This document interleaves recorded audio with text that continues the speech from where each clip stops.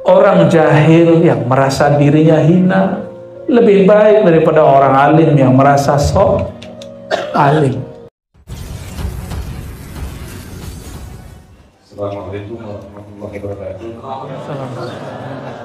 Izin bertanya ya, apa makna dari kalam Ibnu Abbas dari yaitu hiasilah dirimu dengan kemaksiatan dan jangan hiasi dengan ketaatan. Terima kasih. Pertanyaan saya, jika kita mengamalkan zikir dari salah satu thariqah seperti zikir khafi atau jahil, tapi kita belum ditalqin karena kita belum punya ketemu mursyidnya, bagaimana itu? Tolong sampaikan pertanyaan saya. Baik ya.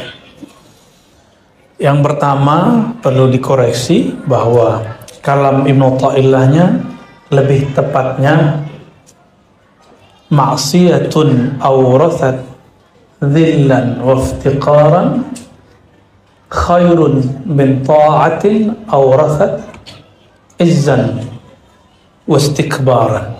Lebih kurang begitu. Maksiat yang membuat seorang hamba merasa hina di hadapan Allah lebih baik daripada taat tapi membuat orang merasa mulia dan sombong di hadapan makhluk. Saya mau tanya, sombong itu maksiat ya? Tapi orang awam berpikir taat itu yang zahir, maksiat itu yang zahir. Padahal ada maksiat batin. Maksiat batin itulah warisan iblis. Iblis itu nggak pernah berzina, nggak pernah korupsi. Iblis itu jujur, amanah iblis itu.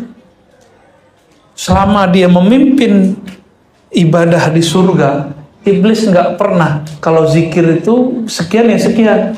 Kalau kita kan kalau 33 kalau bisa jadi 32 gitu ya. Kalau 100 kalau bisa kuranglah 10.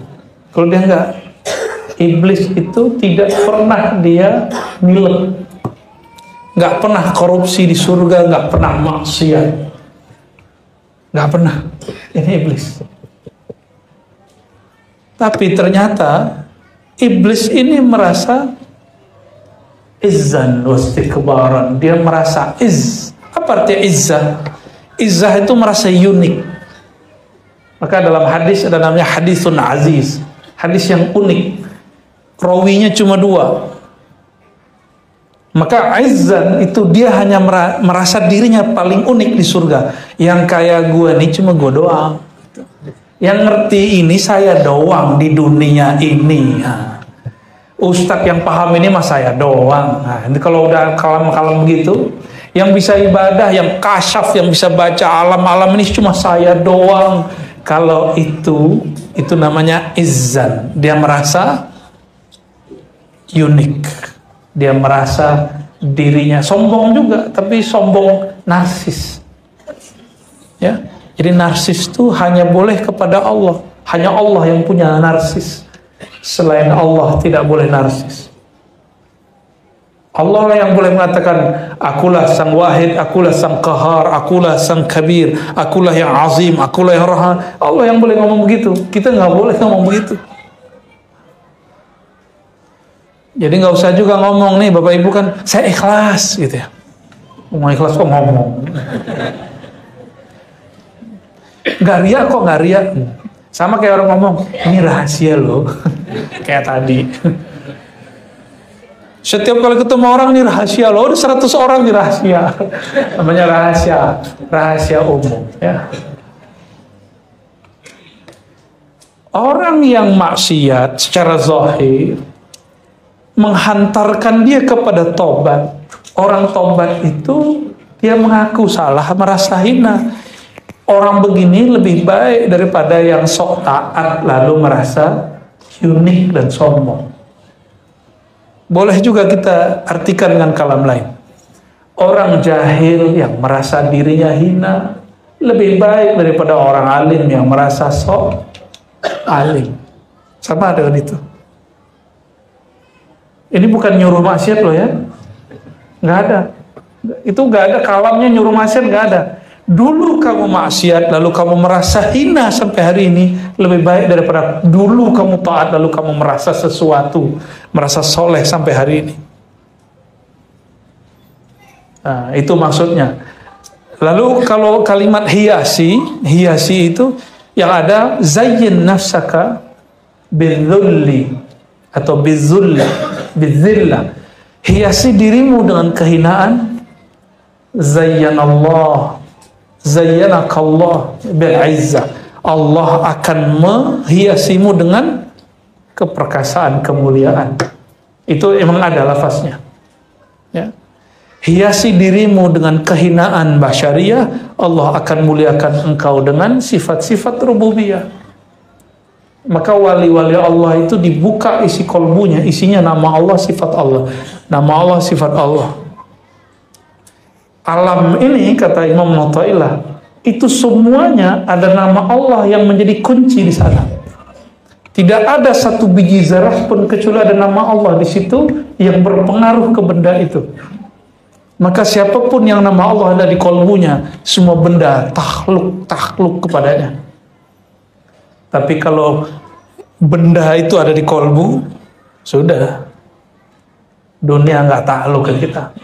Kita diperbudak dunia. Ta'iba abdud dinar, ta'iba abdud dirham. Sungguh lelah para pemburu dolar, pemburu rupiah. Meskipun dia seorang ustadz ataupun kiai, apalagi cuma seorang karyawan dan pegawai.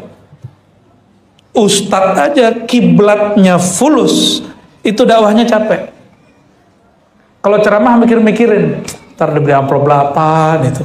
Ini pengalaman saya. Pengalaman saya sebelum ketemu ilmu zikir, ilmu ma'rifatullah, sebelum dihina sama guru, sebelum dididik sama masyayikh, sebelum diinjak-injak ego kita oleh mereka, tapi kita terima. Jadi syarat jadi murid, terima kalau guru kita ngata-ngatain, guru kita didik. Sukses tuh murid ntar. Tapi kalau sudah merasa tidak mau dihina, nggak mau dikata-katain guru ya. Coba lihat, santri yang dulu durhaka sama kiainya itu nggak ada yang jadi ulama satupun. Benar nggak kiai? Ya, ini para santri ini saksi.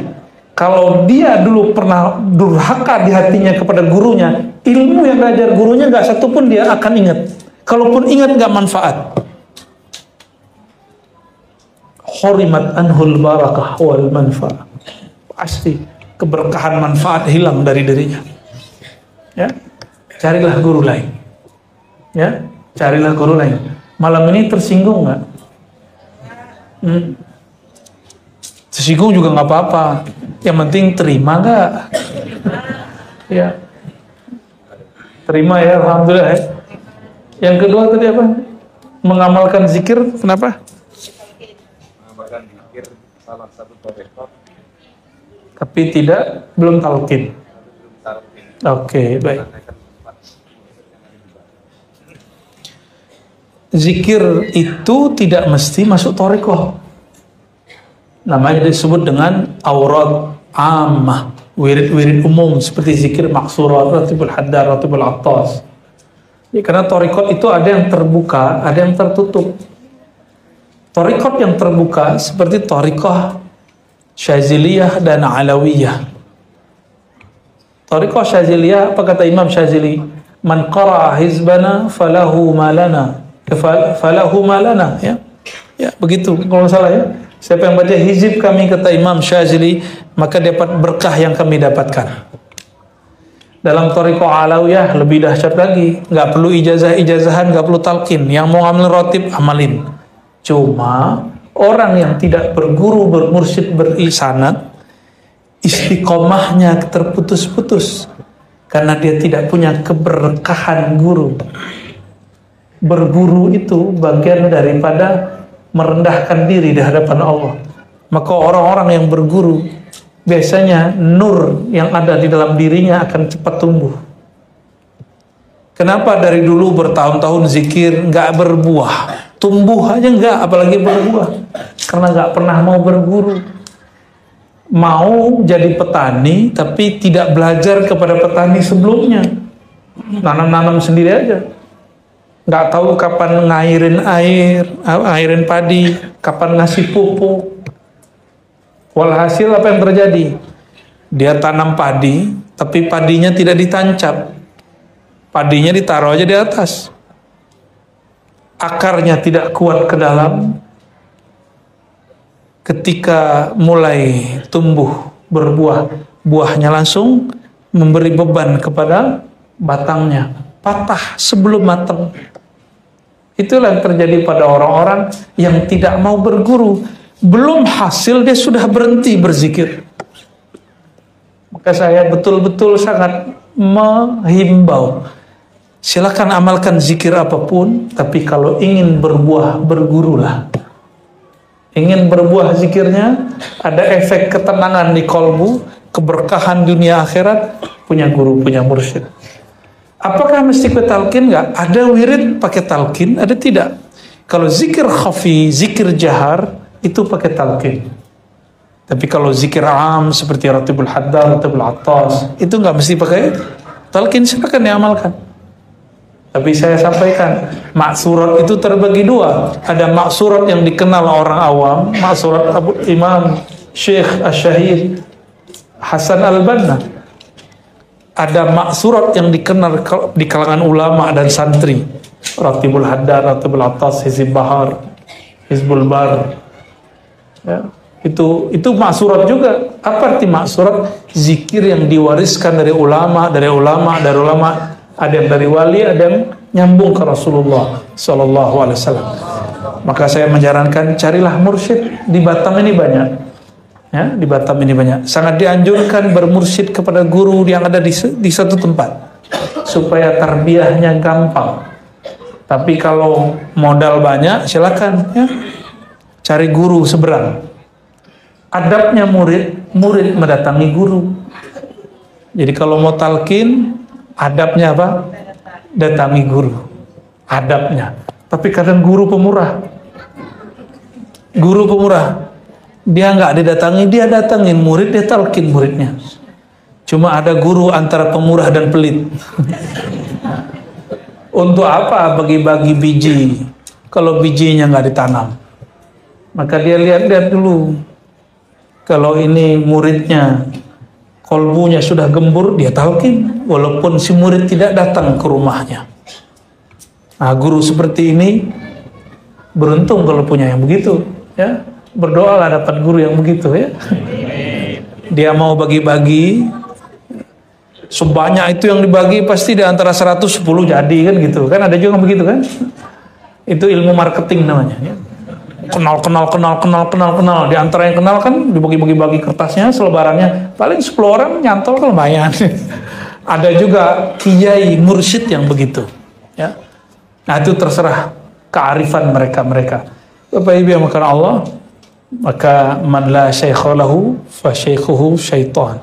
Yang tidak berguru dalam zikir utama, zikir khafi, zikir jahri, saya khawatir mursyidnya nanti berubah menjadi syaitan.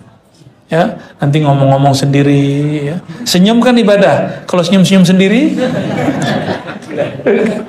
majnunah namanya. Khalas, sudah cukup, ya.